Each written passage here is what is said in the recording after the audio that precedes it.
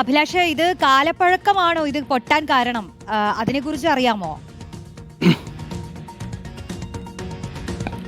തീർച്ചയായിട്ടും ഇപ്പോഴും നാട്ടുകാർ പറയുന്നതാണ്. കാരണം 10-30 വർഷത്തോളം പഴക്കമുള്ള ഒരു പൈപ്പാണ്. നിരന്തരം ഈ സമീപ കാലങ്ങളിലടക്കം പൊട്ടിയിട്ടുണ്ട്.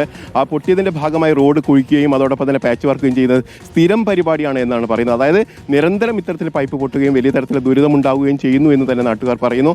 ഇത് പുനഃസ്ഥാപിക്കുന്നതിനാവശ്യമായ നടപടികൾ ഉണ്ടായില്ല എന്നുള്ള ഒരു പരാതി കൂടി അവർ ഉണ്ട്. കാരണം റോഡിനെ ബാധിക്കുന്നു, അതോടൊപ്പം തന്നെ കുടിവെള്ളത്തെ ബാധിക്കുന്നു. അത്തരം നിരന്തരം ഇങ്ങനെ സംഭവിക്കുന്നുണ്ട്. റോഡ് ഇപ്പോൾ പുനഃസ്ഥാപിച്ചിട്ട് ഏതാണ്ട് 2-3 മാസം മാത്രമേ ആയുള്ളൂ എന്ന് നമുക്ക് മനസ്സിലാക്കാൻ കഴിയുന്നത്. കാരണം പുതിയ റോഡാണ്.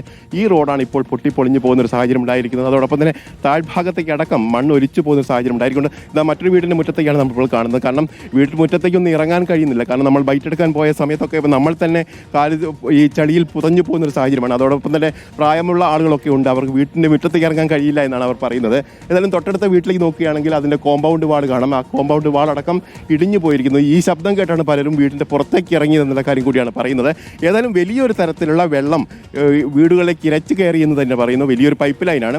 അതോടൊപ്പം തന്നെ നിരവധി വീടുകളിലെ കുടിവെള്ളവും വലിയ തരത്തിൽ ബുദ്ധിമുട്ടുണ്ടാകുന്നു. ഇപ്പോൾ മറ്റൊരു കാര്യം എന്ന് പറയുന്നത് റോഡിനെ ആശ്രയിക്കുന്ന ആളുകൾ കൂടിയുണ്ട്. അവർക്ക് ഈ റോഡ് ബ്ലോക്ക് ചെയ്തിരിക്കുകയാണ്. ഈ ഒരു സാഹചര്യത്തിൽ അവർക്ക് പോകാൻ കഴിയാത്ത ഒരു സാഹചര്യം കൂടിയുണ്ട്. ചേട്ടാ, റോഡ് കുടിവെള്ള പൈപ്പ് ലൈൻ പൊട്ടിയിട്ട് പ്രശ്നമാണ്. സാറേ, ഇപ്പോഴാണ് അറിയുന്നത്. അറിയുന്നത് സ്ഥിരം പോകുന്ന റോഡാണ്. സ്ഥിരം പോകുന്ന റോഡാണ്. ഇതാണ് ഇത്തരത്തിൽ നിരവധി ആളുകൾ ഈ റോഡിനെ ആശ്രയിക്കുന്നുണ്ട്. അവർക്ക് പോലും ബുദ്ധിമുട്ടുണ്ടാകുന്നു. അവർക്ക് മുന്നോട്ട് പോകാൻ കഴിയുന്നില്ല. ഇവർ തിരിച്ച് മറുഭാഗത്തുകൂടിയൊക്കെ പോകേണ്ടുന്ന ഒരു സാഹചര്യമാണ് ഇപ്പോൾ ഏതായാലും ഉള്ളത്.